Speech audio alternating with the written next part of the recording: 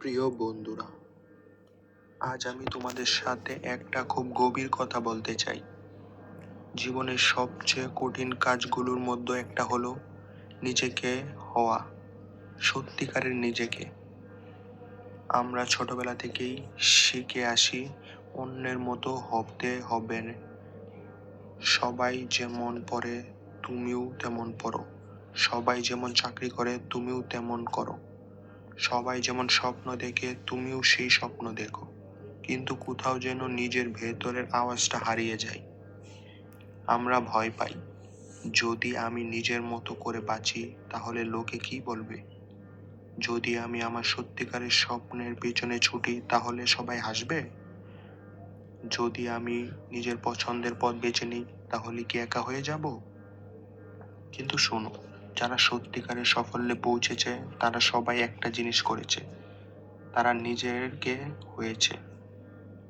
তারা অন্যের চাটে ঢালাই হয়নি।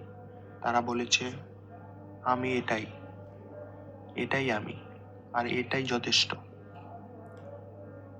দেখো, সত্যজিৎ রায়, তিনি যখন ফিল্ম বানাতেন তখন হলিউডের মতো করেননি। তিনি বাঙালির মাটি, বাংলার মানুষ, বাংলার গল্প নিয়ে কাজ করেছেন। সেই কারণে বিশ্ব তাকে চিনেছে।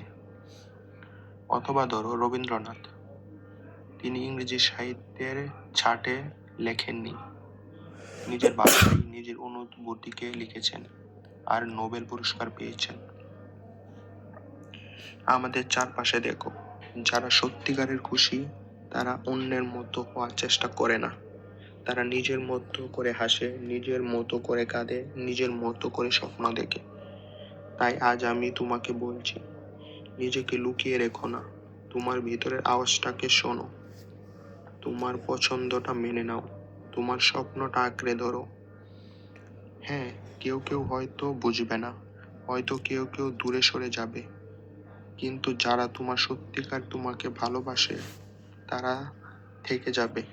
আর সবচেয়ে বড় কথা, তুমি নিজে নিজেকে ভালোবাসতে পারবে। নিজেকে হওয়ার সাহসটা খুব বড়।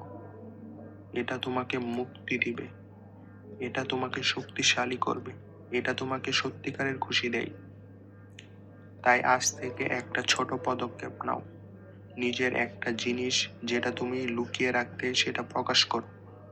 হোক সেটা তোমার পছন্দের গান, তোমার পছন্দের কথা, তোমার আসল হাসি।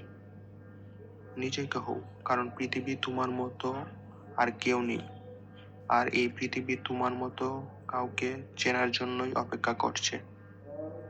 ধন্যবাদ বন্ধুরা, তোমার নিজের জীবন শুরু করো আজ থেকেই।